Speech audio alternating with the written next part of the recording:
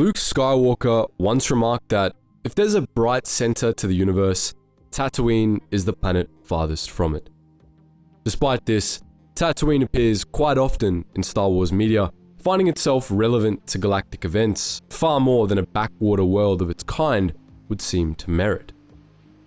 Contrary to the complaints of bored teenagers, Tatooine wasn't actually that obscure. It was considered a backwater world, but it was widely known and its spaceport saw regular traffic.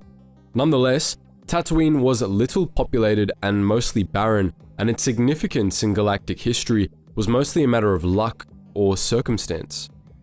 Regardless of why it appears so often in Star Wars stories though, Tatooine's many appearances have given us an enormous amount of lore about the planet and its peoples, and in this video, we're going to be taking an exhaustively in-depth look at the legends lore of Star Wars' most well-known planet.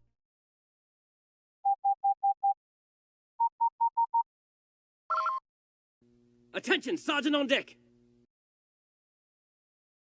Tatooine was located in the Tatoo system, which lay at the center of the Outer Rim Territory's Arcanus sector.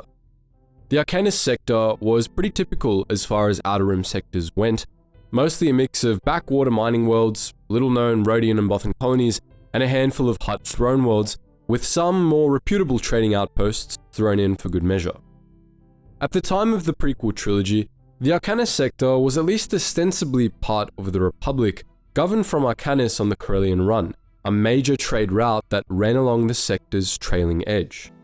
However, the Republic only really existed on Arcanus and its neighbors, a subsector known as the Regency Worlds, and most of the sector was instead controlled by the Hutt cartel. But just as it was located on the edge of the Republic's territory, the Arcanus sector was located on the periphery of the Hutt's sphere of influence as well, leaving most of the sector a sort of middle ground, close enough to civilization to be well known and well traveled, but remote enough to be largely lawless. Tatooine, which lay just barely on the Hutt's side of the unofficial border between the Republic and Hutt influence, embodied this middle ground lawlessness pretty well. The Tatoo system lay just off a smaller stellar void known as the Gulf of Tatooine at the junction of two major hyperspace routes, the Trielis trade route, a long outer rim route that ran around the rimward edge of Hutt space, and the old Corellian Run, the original final stretch of the Corellian Run, which fell into disuse when the Corellian Run was rerouted south. A third, less used route, the Crystal Passage, connected Tatooine to Geonosis and a string of rimward mining worlds. All three of these routes had long travel times and regular harassment from pirates and raiders, but they were nonetheless reliable, particularly the Trielis, which was often used by Hutts and their servants. As you surely know, the Tatoo system was a binary star system, and at its heart were two yellow dwarfs in an extremely close mutual orbit. These stars were known as Tatoo 1 and Tatoo 2. Tatoo 2 was roughly the same size and luminosity as our Sun, with a real-world spectral class of G25, while Tatoo 1 was a little larger and brighter, being a class G15. These stars were roughly the same size, though in some Star Wars sources, one of the two stars is depicted as being significantly smaller than the other, possibly due to the dynamics of Tatooine's orbit. Tatoo 1 and 2 were orbited by just 3 planets. Tatooine, a terrestrial world, was the innermost planet, while the gas giants Ohan and Adriana were located beyond it, with an asteroid field somewhere between the three worlds. Ohan had 3 moons, while Adriana had 4. Ohan was largely unremarkable, but Adriana had a thick ring of ice crystals which were scooped up by prospectors for transport to Tatooine, where the ice was melted down and purified for use as drinking water. Tatooine itself was orbited by 3 moons, all of them barren and lifeless. The largest and closest was Gomrasin, while the second largest was Guermessa. Both of these moons shone brightly in Tatooine's night sky. The third moon, Chenini, was small and had an erratic orbit that sometimes took it very far from Tatooine.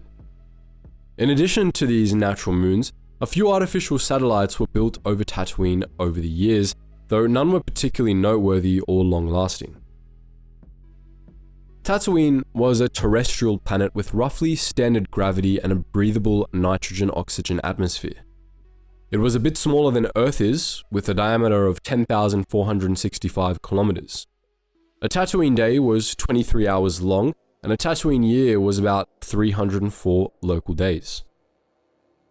Tatooine had a tight orbit around its parent stars, and this, combined with the high reflectivity of its sodium-rich desert surface, meant that it shone brightly from orbit, so much so that original Republic surveys of the Arcanus sector mistook it for a star. It was an old planet, long past its prime, and most of its surface was uninhabitable, a barren wasteland of endless rolling sand. But it wasn't always this way, as the presence of a breathable atmosphere and life on its surface suggested. Though neither settler nor Jawa remembered a time when Tatooine was anything other than a desert, the legends of the indigenous sand people tell of ancient days when Tatooine was full of life, a world of warm seas and humid jungles, still hot but far from barren. In those days, the ancestors of the sand people and the Jawas, the Kumumga, had an advanced industrial civilization which built gleaming cities and eventually took to the stars.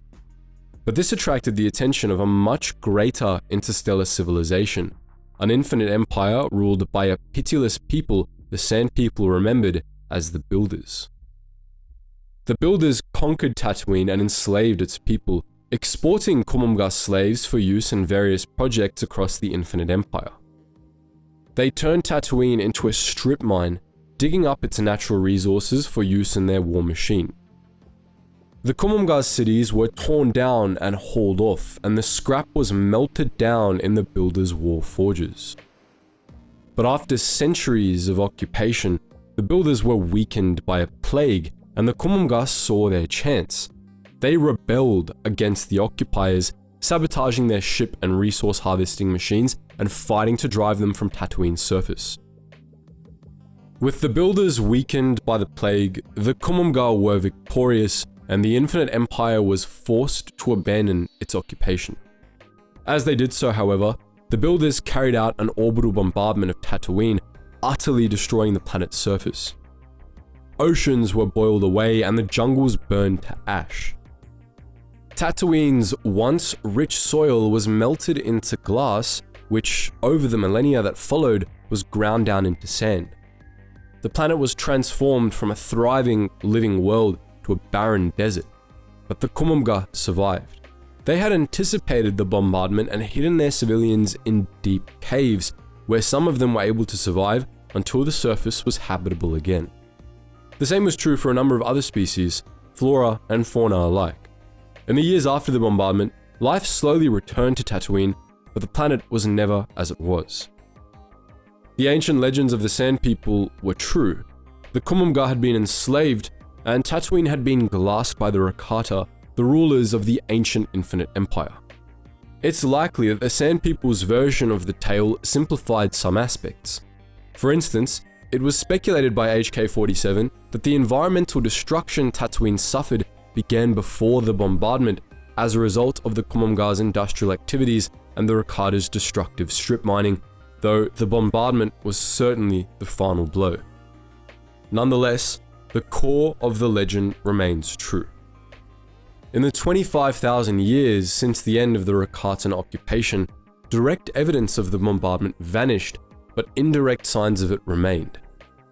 For instance, Tatooine was able to keep its pre-bombardment nitrogen-oxygen atmosphere despite the destruction of most of its photosynthesizers. This atmosphere was replenished by some of the life on the planet, but not at anywhere near pre-bombardment rates. The very existence of complex life on a desert planet, which would normally be very unlikely given that life generally requires liquid water, was another hint that Tatooine wasn't always barren. In the modern era, however, Tatooine was a hot, arid, and mostly desert world, geologically inactive apart from its molten outer core, with next to no surface water and an average humidity level of 5.4%. It was so hot that the vast majority of the planet was completely uninhabitable. Humans, and most other sentient species, could only survive in a single, small, relatively cool region in the far north of the planet, which was under 1,000 kilometers wide. Outside of this region, Tatooine was well and truly barren, with little to no macroscopic life and certainly no sentient beings. Even in the habitable region, life was hard. Water was still scarce and the noonday heat could still kill. Tatooine's climate and unforgiving twin suns were said to be so harsh that they could cause beings to age more quickly. Across all of Tatooine, both the habitable and uninhabitable parts, the terrain fell into one of two categories: the open deserts and the rocky uplands. The deserts consisted of vast tracts of endless, sodium-rich sand dunes which were regularly swept up into deadly sandstorms by strong winds.